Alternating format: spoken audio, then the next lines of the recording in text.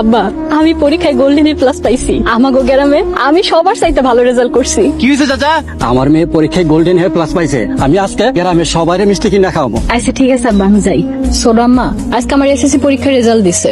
তা পাস টাস করছস না আসলামের মাইয়ার মতো ফেল মারছস? আমি গোল্ডেন এ প্লাস পাইছি। তাতে মনে হয় দুনিয়া উদ্ধার করে ফেলাইছস। চেহারাটা তো কয়লার মতন কালা। পরীক্ষায় গোল্ডেন পায়ে কি হইব? তাড়াতাড়ি কাপড় চোপড় গুলা ধুইয়া গরুটার একটু পানি খাওয়া। কি হয়েছে? আমার ভালো রেজাল্টের কথা শুই না সুমন ভাই বেচারা একা খাইছে। একাই খাইছি। তুমি যদি খালি ফেল করতা, আমি সারা গ্রামের মানুষের কাছে মিষ্টি বিলায় তোমার আব্বার কাছে গিয়ে বিয়ার প্রস্তাব দিতাম। কারণ আপনার লেগে কি আমি পরীক্ষায় ফেল করবো নাকি? তুই কোনো চিন্তা করিস না বাপ, আমি তোর লাগিয়া সুন্দর দেখে একটা মায়া বিয়া করাই দিব মনে। দরকার নেই চাচা। মায়া আমার এত ভালো রেজাল্ট করছে, ভাবতাছি কলেজে ভর্তি করাই দেবো। কলেজে ভর্তি করাই দিবেন মানে? কলেজ তো মেলা দূরে, এখানে যাইতে যাইতেই তো লাগবো গাড়ি ভাড়া ডেইলি 100 টাকা, হাত খরচ, বইপত্র, মাস্টারের বেতন। আমাগো মতো গরিব মানুষের পক্ষে কি এত খরচ বহন করা সম্ভব? তার চেয়ে ভালো মাইয়ারে বিয়ে দিয়ে দেন। তুমি সব কি কইতেছো? আমি ঠিকই কইতেছি। আমি যে ওর সৎমা বললে এই কথা কইতেছি তা না। ও যদি আমার নিজের পেটের মাইয়া হইতো তাও আমি একই কথা কইতাম। কি ব্যাপার রমজান ভাই, আপনি মেয়ের ডাকেন? সাজেদা, মায়ের এইখানে নিয়ে আসো। চেহারাটা একটু দেখি। কাকা, কাকা বাড়িতে আছেন? আয় এদিকে আয়।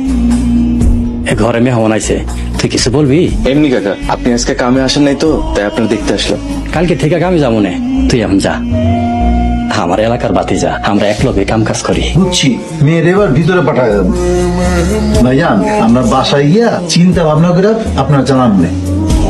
মাইয়া কি আপনাকে পছন্দ হয় নাই? আরে দূর মিয়া, আপনি কইছেন মাইয়া একটু শ্যামলা, আইসা তো দেখি পাইলার তলির মতো কালা। মাইয়াটা দেখতে একটু কালা, তবে মায়েরা কিন্তু অনেক ভালো।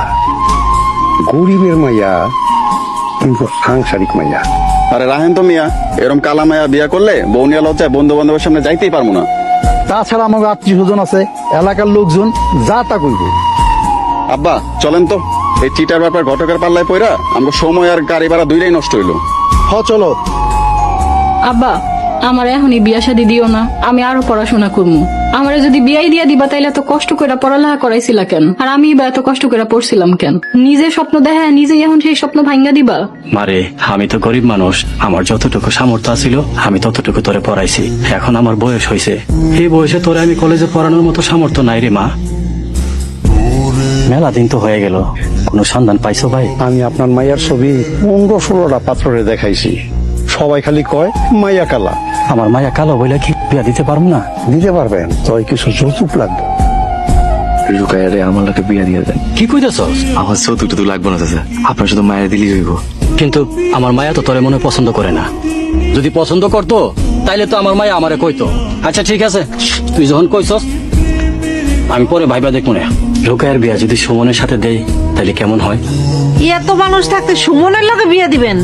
আপনি কি পাগল টাগল হয়ে গেছেন নাকি? সুমন তো ভালা পোলা, তারে আমার সাথে কেউ ভালো চিনে না। আরে রাহেন তো আপনার ভালো। ছোটবেলায় বাপ মা দাদা দাদির কাছে হালায় থুইয়া দুইজন দুই দিকে চলে গেছে। সেই দাদা দাদিও তো এখন বাচ্চা নাই, এতিম একটা পোলা।